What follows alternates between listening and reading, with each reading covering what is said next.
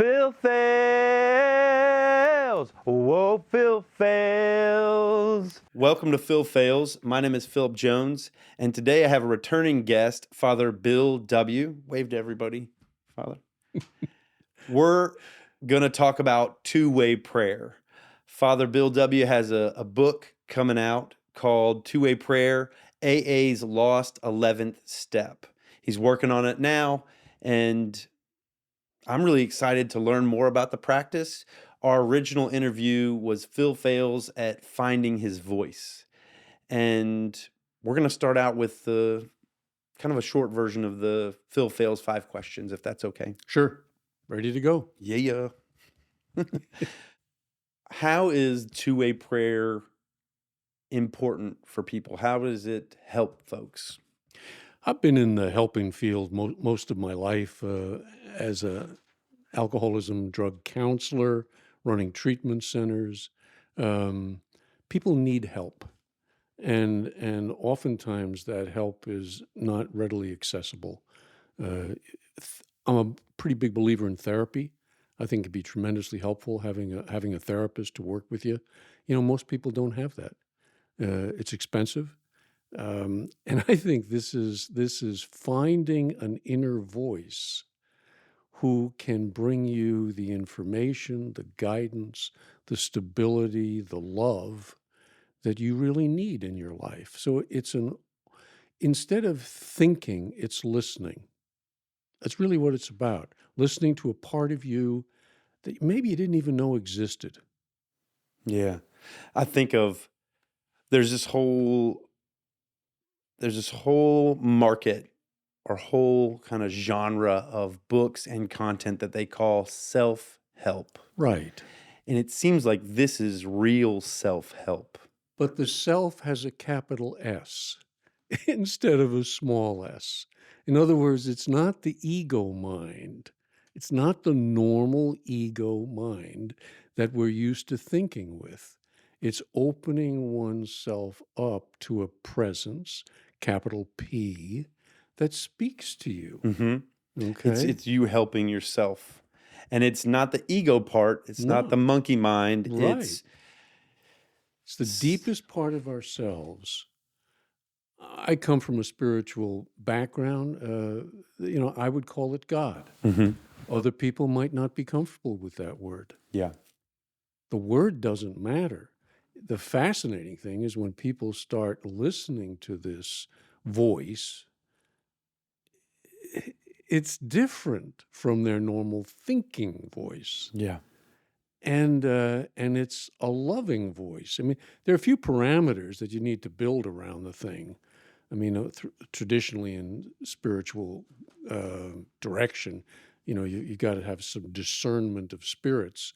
Who am I listening to here? The angel or the devil? Or the angel or the devil or myself. Is it me? Is it just me? Your wants, desires? No, am I fooling myself in this process? Yeah.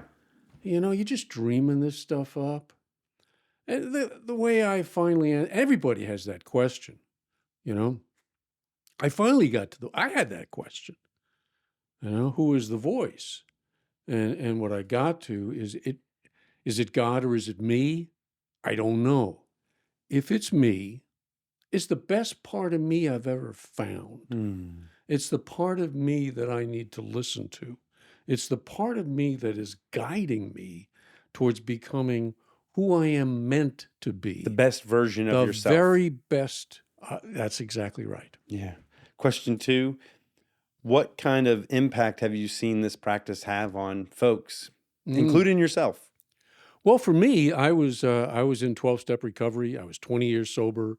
I was being a good little recovering alcoholic, doing my deal, and I was getting dry and crusty, and is this all there is? And then I stumbled onto the history of AA, its connection to the Oxford group. I met an archivist who introduced me to some in-depth work that he had done on it. Got a ton of books, started studying it. It turned me around 180 degrees. I started doing the practice. What I found was that this was the heart and soul of the transformation process, this listening to another voice, writing it down so that you have a record of what just happened, okay? And it begins a relationship, really begins a relationship. Well, that's what I did. I jumped in. Didn't tell my wife I was doing this for quite a while. It's like, Mm-hmm. it sounds a little weird. There's no question about it. It sounded weird to me. Um, some of the guards are that, the messages that come through, they must be honest, they must be pure, they must be unselfish, and they must be loving. So you're not going to go to this thing to, well, give me a horse in the 5th race at Aqueduct, Mm-hmm. It's not the purpose of it, It's well, to the theme of your program, I'm failing at this. Please help me. And there's a reframing of what's going on in my life from a very different perspective that is there to guide me and help me and nurture me and unconditionally love me. Yeah, See? that sounds great. Third question, and this is maybe a simple one. How long have you been doing two-way prayer? Going into 32 years now. 32 years Yeah. of two-way prayer. Yeah. And is this a daily practice? Yes. Daily. And are there any parameters around it? Like, do you do it time of day? Yeah. How do you set the Morning. stage for it? Morning. It's best done in the morning. And if that means getting up earlier, I get up earlier. Yeah. I go off by myself. I have a place I have an office at home, and I've got a little corner in that office where I reserve for my two-way prayer. That's where I'm going to do the practice. Try not to read the newspaper there. Try not to, do anything other than that. So I kind of create a little sacred space. Yeah. It's very helpful. Is it absolutely necessary? Probably not. But I need all the help I can get. Don't we all? Yeah.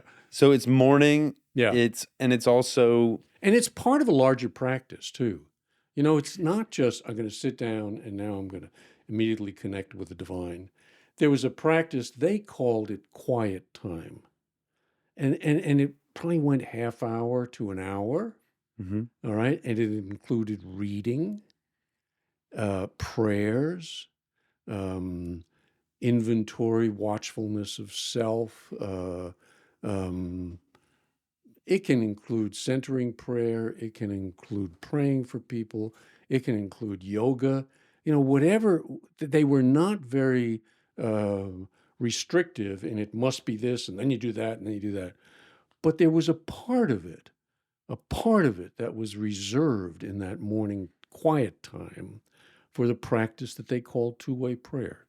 And that was listening for God's guidance and writing down the thoughts that come.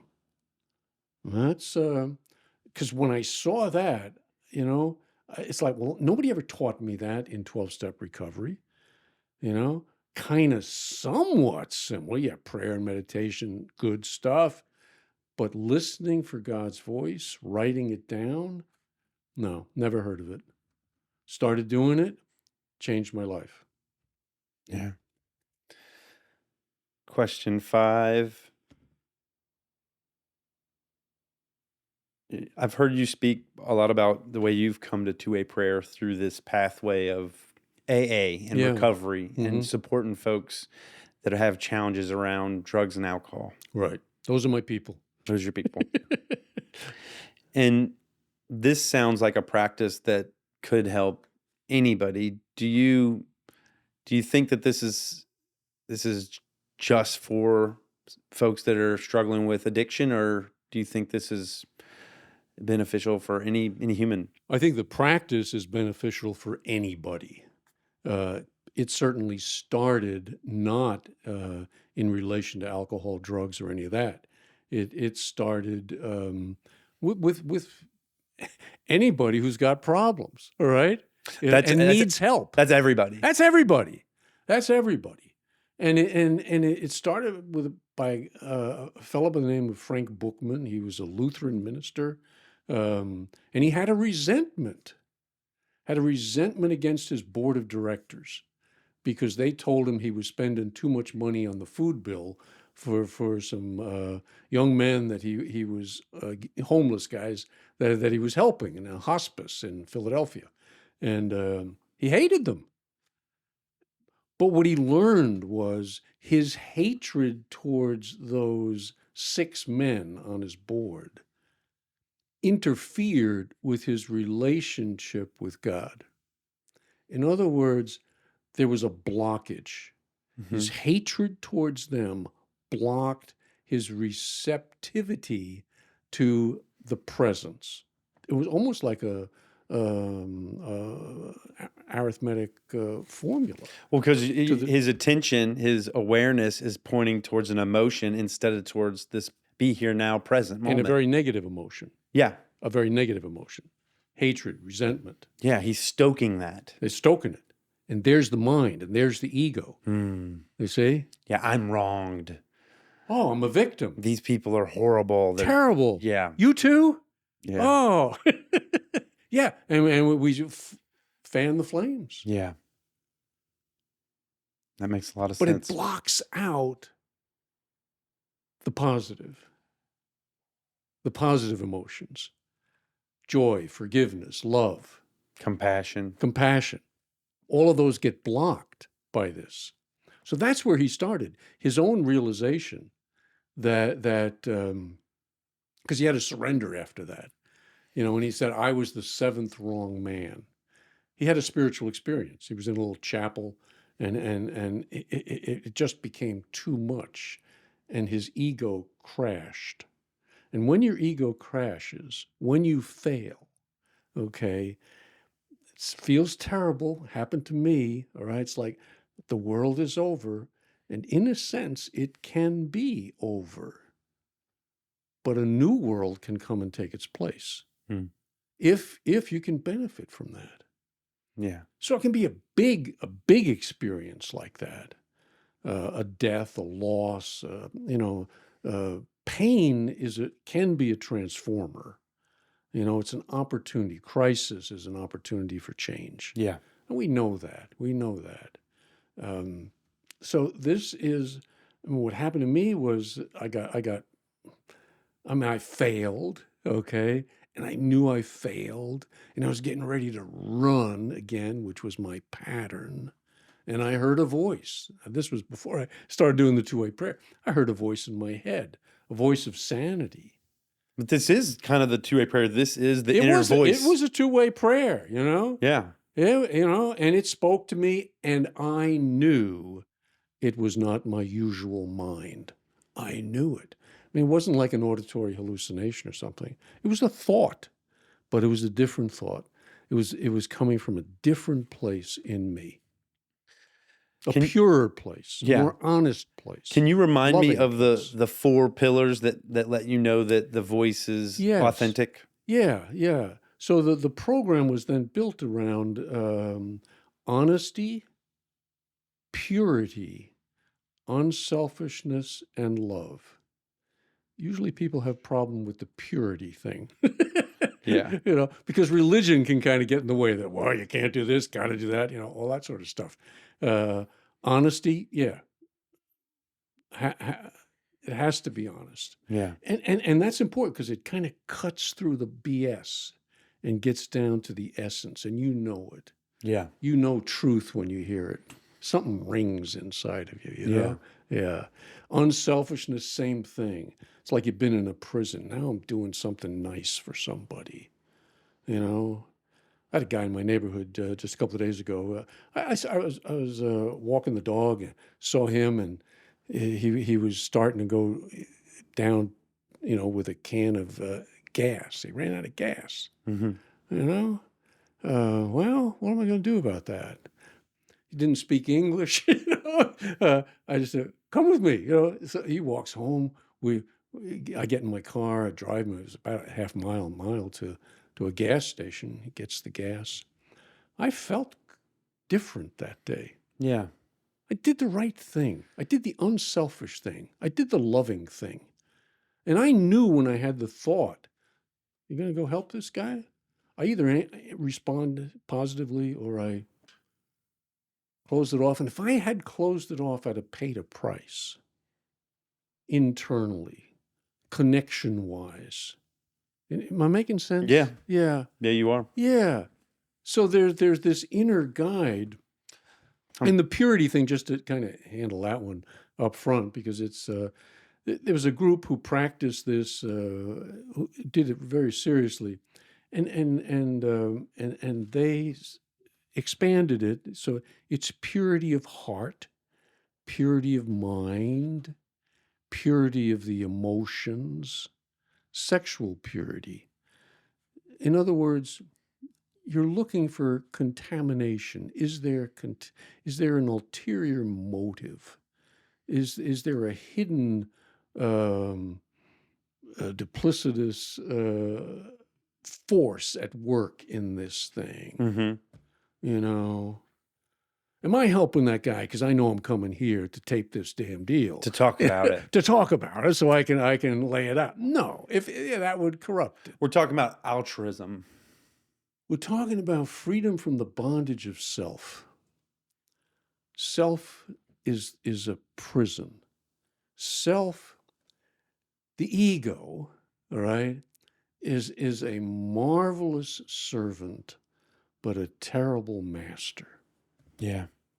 I think that's a good way to conclude the 5 questions. Okay.